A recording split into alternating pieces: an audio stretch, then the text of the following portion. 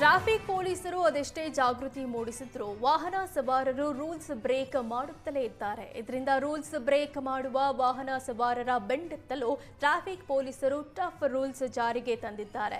ಕುಡಿದು ವಾಹನ ಚಲಾಯಿಸಿದ್ರೆ driving licence ರದ್ದುಗೊಳಿಸಲು ಮುಂದಾಗಿದ್ದಾರೆ. ಹೊಸ ವರ್ಷದಲ್ಲಿ ಕಠಿಣ ನಿಯಮ ಜಾರಿಗೊಳಿಸಲು ಪೊಲೀಸ್ ಇಲಾಖೆ ಪ್ಲಾನ್ ಮಾಡಿದೆ. ವೀಲಿಂಗ್ ಪುಂಡರ ಹಾವಳಿ, ರ್ಯಾಶ್ ಡ್ರೈವಿಂಗ್ ಮಾಡೋರ ಸಂಖ್ಯೆ ಹೆಚ್ಚಳವಾಗ್ತಿದೆ.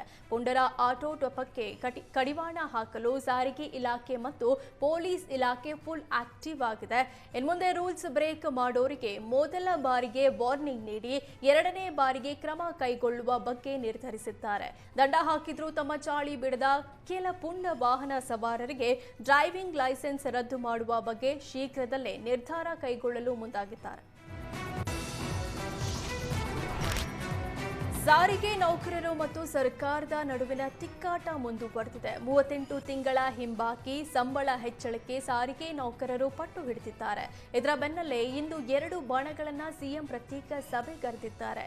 ಜಂಟಿ ಕ್ರಿಯಾ ಸಮಿತಿ ಮುಖಂಡರ ಹಾಗೂ ಕೆಎಸ್ಆರ್ಟಿಸಿ ಸಾರಿಗೆ ನಿಗಮ ಒಕ್ಕೂಟ ಮುಖಂಡರ ಜೊತೆ ಸಿಎಂ ಸಭೆ ನಡೆಸಲಿದ್ದಾರೆ.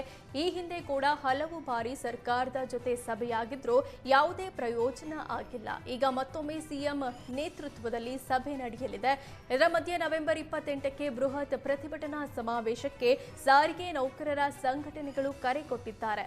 ಇಂದಿನ ಸಭೆ ವಿಫಲವಾದರೆ ಮತ್ತೆ ಪ್ರತಿಭಟನಾ ಸಮಾವೇಶದ ಮೂಲಕ ಮುಷ್ಕರಕ್ಕೆ ದಿನಾಂಕ ನಿಗದಿಗೆ ನಿರ್ಧಾರ ಮಾಡಿದ್ದಾರೆ.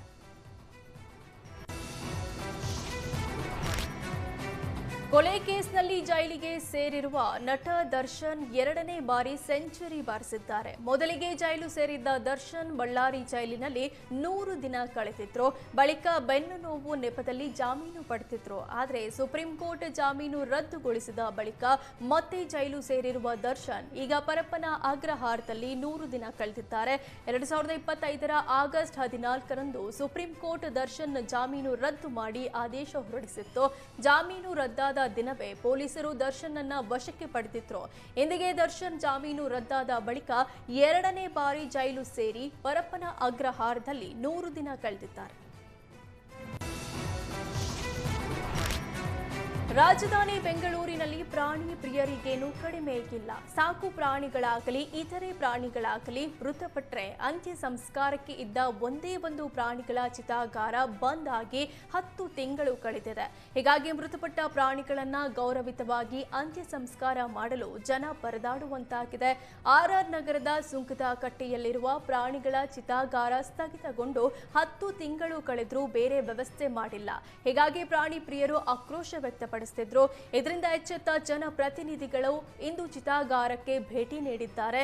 ಶಾಸಕ ಸುರೇಶ್ ಕುಮಾರ್ ಹಾಗೂ ಮಾಜಿ ಡೆಪ್ಯೂಟಿ ಮೇಯರ್ ಸ್ಥಗಿತಗೊಂಡ ಚಿತಾಗಾರದ ಪರಿಶೀಲನೆ ಮಾಡಿ ಶೀಘ್ರದಲ್ಲೇ ಚಿತಾಗಾರ ದುರಸ್ತಿ ಮಾಡಲು ಸೂಚನೆ ಕೊಟ್ಟಿದ್ದಾರೆ.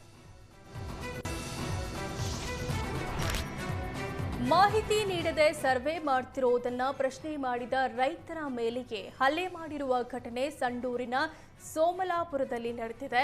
ಬಳ್ಳಾರಿಯ ಸಂಡೂರಿನ ಸೋಮಲಾಪುರದಲ್ಲಿ ರೈತರಿಗೆ ಮಾಹಿತಿ ನೀಡದೆ ಕೆಐಎಡಿಬಿ ಅಧಿಕಾರಿಗಳಿಂದ ಸರ್ವೆ ಕಾರ್ಯಕ್ಕೆ ಮುಂದಾಗಿದ್ರು.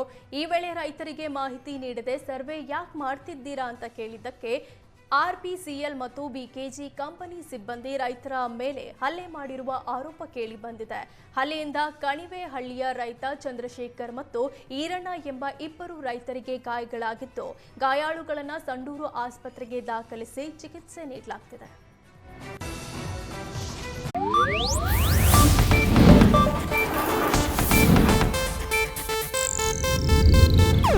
ಇದು ಏಷ್ಯಾನೆಟ್ ನ್ಯೂಸ್ ನೆಟ್ವರ್ಕ್ ಪ್ರಸ್ತುತಿ.